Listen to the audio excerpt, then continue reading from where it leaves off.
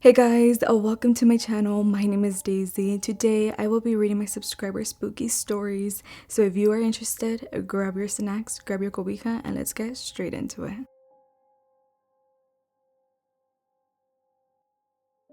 Hi Daisy. My story is about a ghost boy who would appear in our church, so much so that the people from the church nicknamed him El Nino, the little boy. For reference, the church was built in 1911. It had a sanctuary, a kitchen with a big dining area, a basement converted into the kids' classrooms, and a daycare running during the week. The daycare was adjacent to the church and had more classrooms. As church members, we did not talk to the daycare staff too much, since we would attend church on weekends and the daycare staff would run the daycare during the week. We hardly crossed paths. However, that did not stop the church staff from telling their stories about El Nino.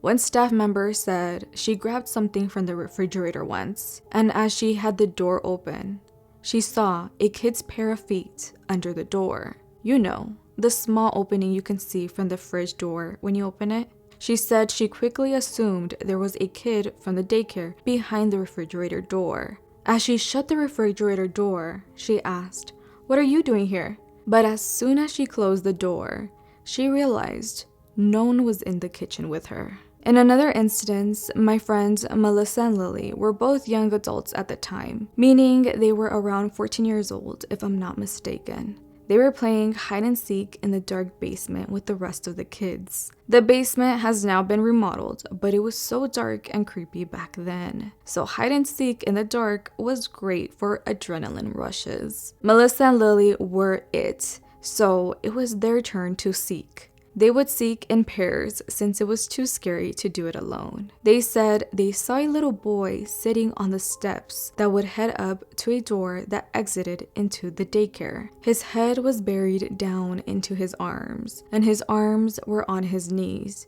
so they couldn't see his face. So they thought it was their friend Charlie, who also had a light complexion.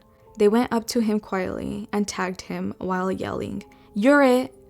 As soon as they tagged his arm, Melissa and Lily both say they witnessed the boy disappear into thin air.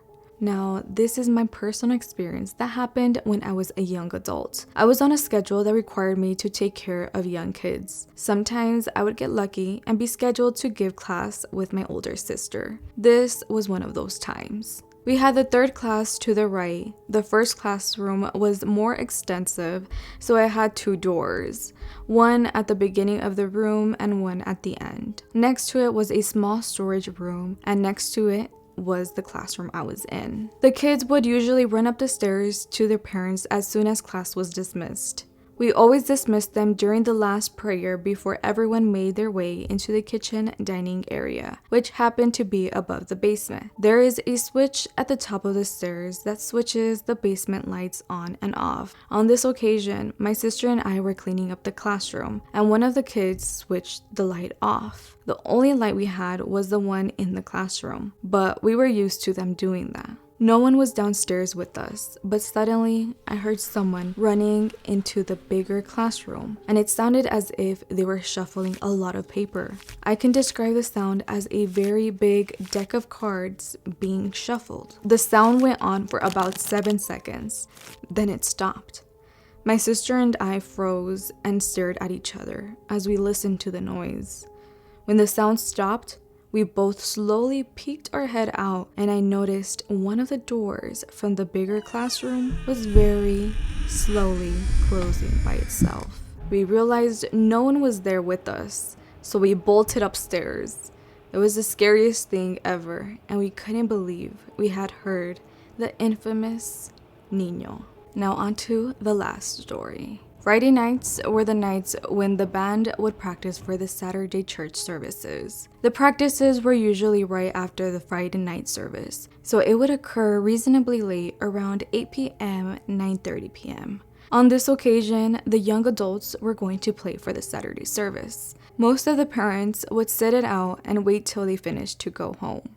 Two parents, Peter and Luke, were sitting in the dining area by themselves catching up. To get to the dining and kitchen area from the sanctuary, you must walk up a ramp that is inside the building and right above the children's classrooms. I hope it's not confusing. Well, while they sat at the dining table, Peter was facing the ramp and Luke was giving his back to the ramp, facing Peter. As they were talking, a little boy ran up the ramp towards the kitchen. The little boy had a red Solo cup, which he tossed into a trash bin, but missed. When he missed, he picked up the cup and stared at Luke and Peter.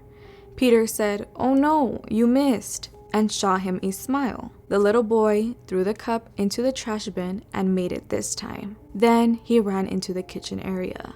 After 15 minutes or so, Luke and Peter remembered the little boy and noticed he never came back from the kitchen. The kitchen has 2 restrooms, so they thought he went back there. They went to check, but no one was there. They began really thinking about the boy and remembered he was wearing a red t-shirt. They decided to check the kids' clothes that were practicing and saw that not one person wore red. They went back to the dining room kitchen area, and as they walked up the ramp, they remembered how loud that ramp is when someone walks on it. You can easily hear the stomping with each step on the ramp, but they noticed that when the boy ran up the ramp, they heard absolutely no steps. Luke and Peter went to the trash bin since they recalled the boy tossing a red Solo cup. Being that it was only Friday, the bin should be empty since it is not used during the week. But they saw the cup in there. That's when they freaked out and realized they encountered El Niño. Years ago, around 2015, my family and I were having our pláticas, our conversations. It was my uncle, aunt, mom, and I just chatting away when the topic of the paranormal came up. My padrino, godfather, and aunts shared their experiences. My mom, on the other hand, never had any experiences, but she mentioned something that surprised me.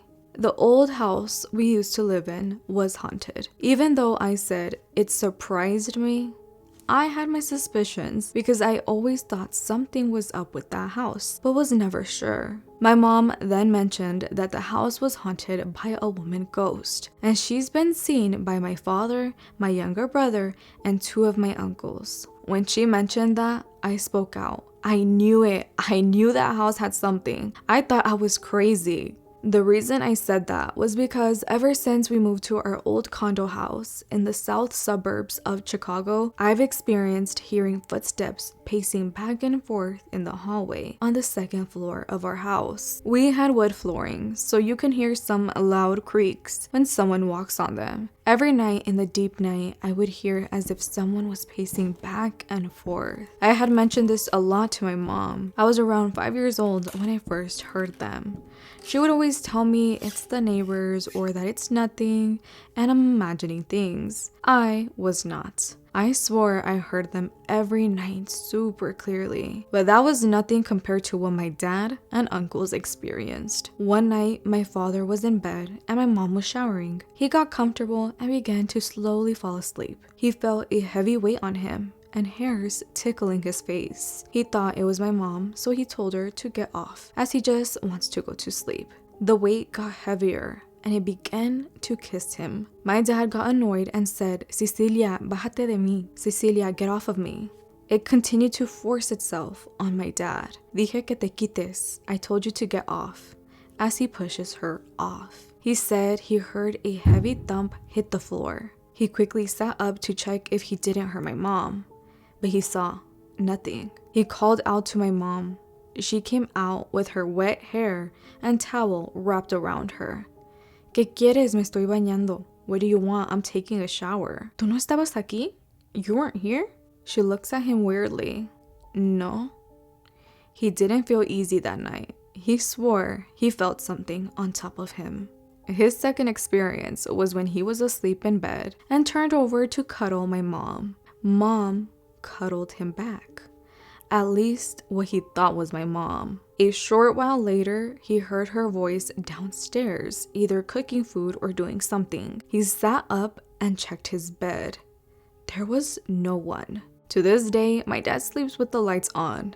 He would never dare to sleep with the lights off, even in our current house that has shown no signs of the paranormal or anything scary. My dad has also mentioned that every morning when he would wake my brother and I up for school, our blankets would either be on the floor or laying in our hallway, as if someone yanked them off of us. Funny how we never felt that.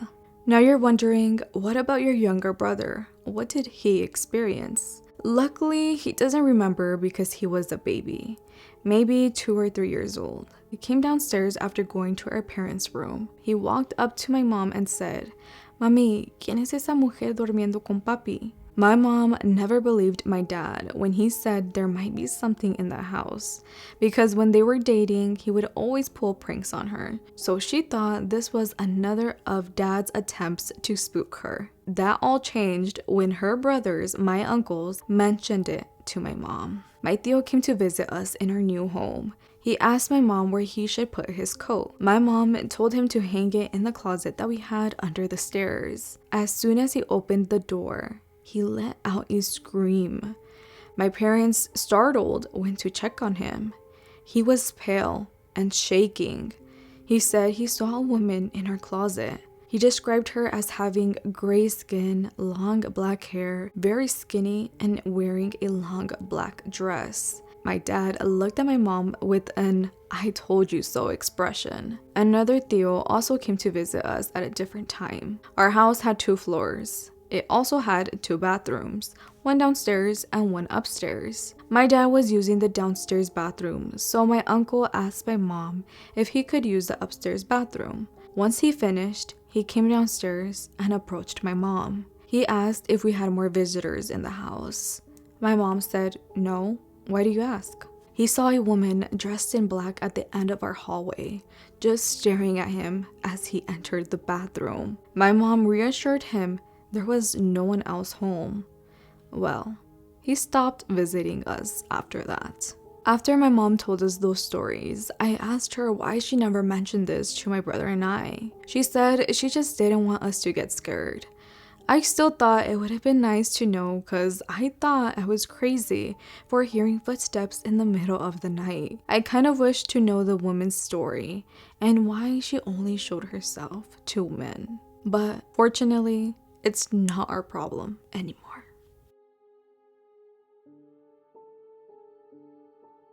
Hello Daisy, this took place in Bethlehem, Pennsylvania. I always listen to your videos while I'm driving or not near my husband. The reason is, my husband has dealt with many paranormal experiences, and it left him traumatized to the point he won't listen to anything pertaining to the paranormal. Maybe that could be another story for another time with his permission.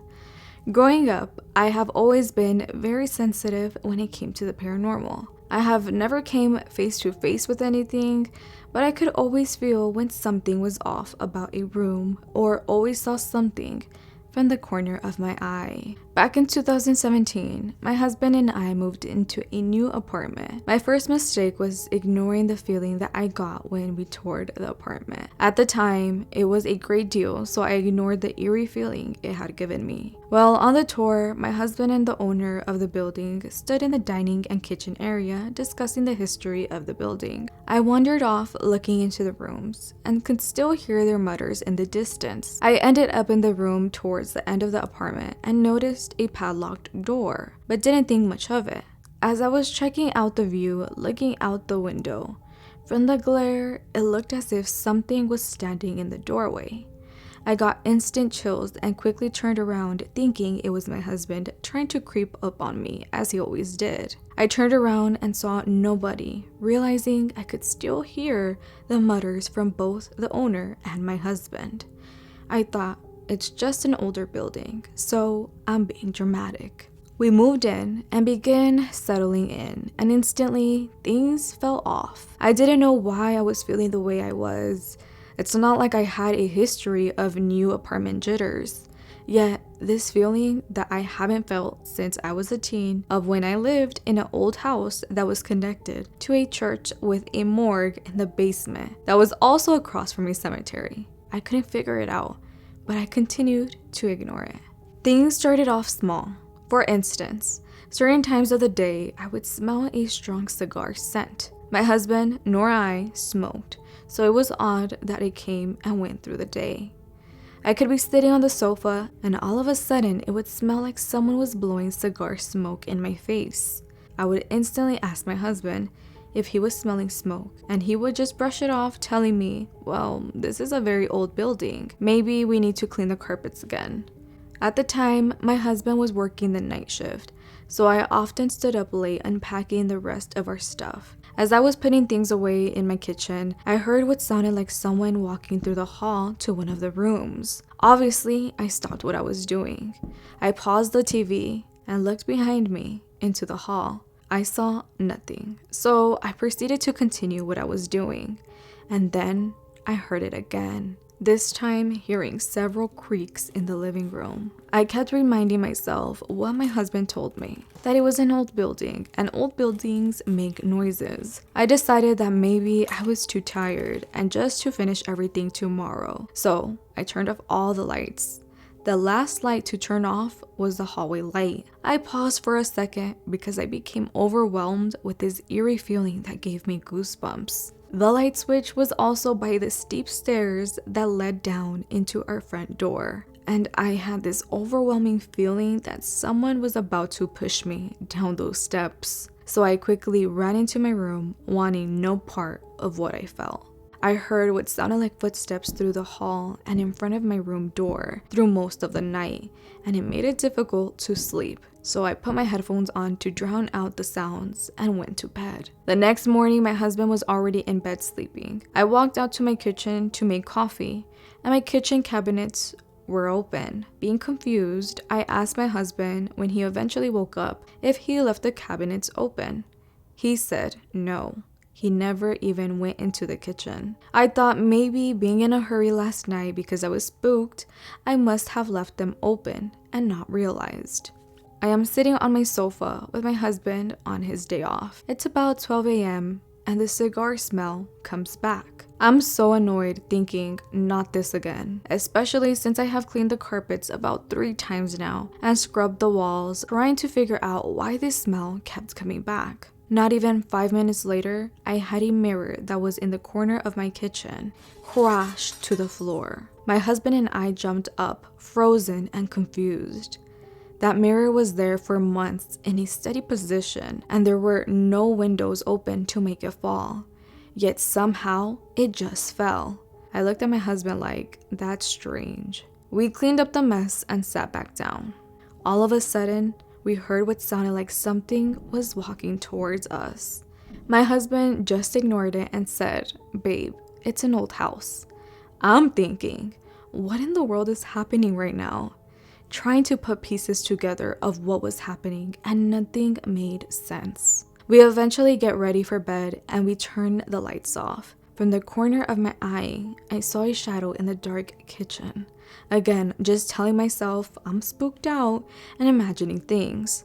I go to turn the hallway light off, and again, that eerie feeling with goosebumps comes over me, and I feel like I'm about to be pushed down the steps. I ended up getting extremely sick after that for months of what seemed like never-ending colds. I would be extremely ill in the house, yet once I walked outside to either grab my mail or run to the store quickly, I didn't feel sick anymore. My stuffy nose, sore throat, and pounding headaches would go away. And the moment I stepped foot back into the house, boom, there was my cold again. A lot of the activity in the apartment was happening often at this point, through the day and especially through the night. I was dealing with it because it was only happening around me to the point it was making me feel crazy. Until one night, I was tossing and turning, having a hard time sleeping. I looked at my phone and it said 1 a.m. I was so frustrated since I felt so sick and was dealing with bad insomnia. Here goes that eerie feeling again. This time, it was different. I was listening to the normal footsteps that went on through the night, and all of a sudden, they had stopped. It got extremely quiet, and I even felt myself holding my breath, noticing how quiet it got. Then my door and doorknobs started to shake uncontrollably, what seemed like forever, but pretty sure it was only for 30 seconds. I was terrified. No one was home other than me. I was sure of that. We ended up having to move out, and just like that, everything went away. My never-ending cold, feeling of seeing things from the corner of my eyes, and the cigar smell. I still think about the apartment, and sometimes have to drive by it, and it feels like someone is looking out the window, staring at me. It still gives me the most eerie feeling.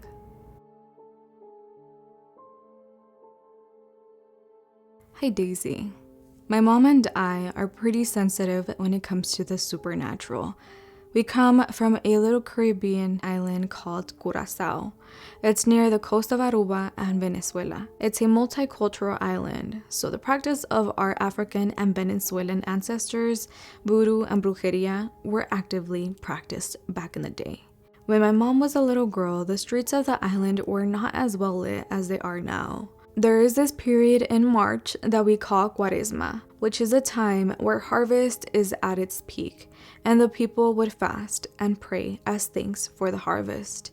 But this was also the period where the ones who practiced voodoo and brujeria practiced most because they would want to disturb the connection people had with God. Well, one day, my mom and her abuelo went on an errand run. My mother's abuela begged her husband to come back home before night falls. It's the beginning of Cuaresma, mi amor. But my mom's grandpa promised he'd be back early. For some reason, something came up, and my mom and her abuelo had a little detour. Soon, the sun started setting. My grandpa buckled up my mom in the car and they took off to go back home. Unfortunately, it got dark fast and they still had a long way to go. My mom recalls her abuelo being nervous and said she felt like the trees near the road were growing in rapid speed, creating a tunnel over the road. She said that at some point, the headlights showed that there was a deer in the middle of the road. My mom told her abuelo, "Look, abuelo, look." Her grandpa also saw the deer, but he made it a point not to stop. As they got closer, my mom just got this intense feeling of dread. She said that somehow the animal disappeared.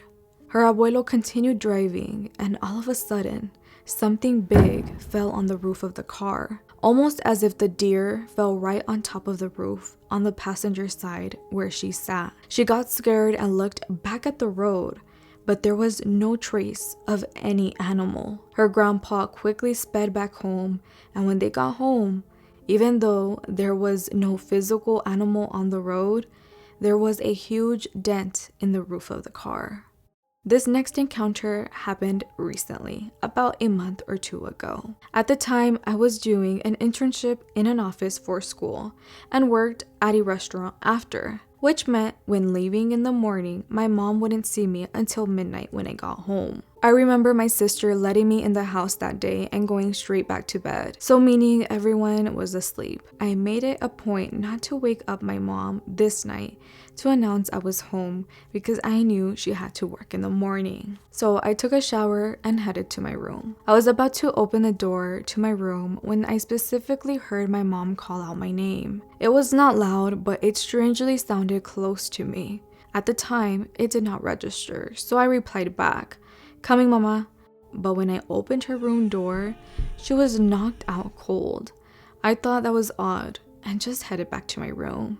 As I laid down on my bed, I heard it again. It sounded so close to me. I was sure it was my mom saying, "Mija, why did you not come to greet me?" I stayed quiet trying to make sense of it when I heard it calling my name once more. So I started praying and I soon fell asleep. In the morning, before I went to the office, I went to my mom's room and she ignored the fact that I said, "Buenas, mama." She looked me dead in the eyes and said, "Baby, are you okay?" "Yes, mama, why?"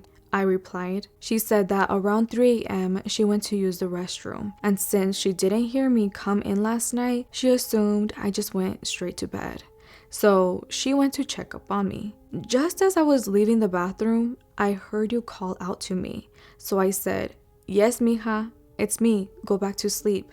But then I realized that you sounded like you were standing right beside me. My mom heard me say, Mommy, I came into your room, but you didn't answer me.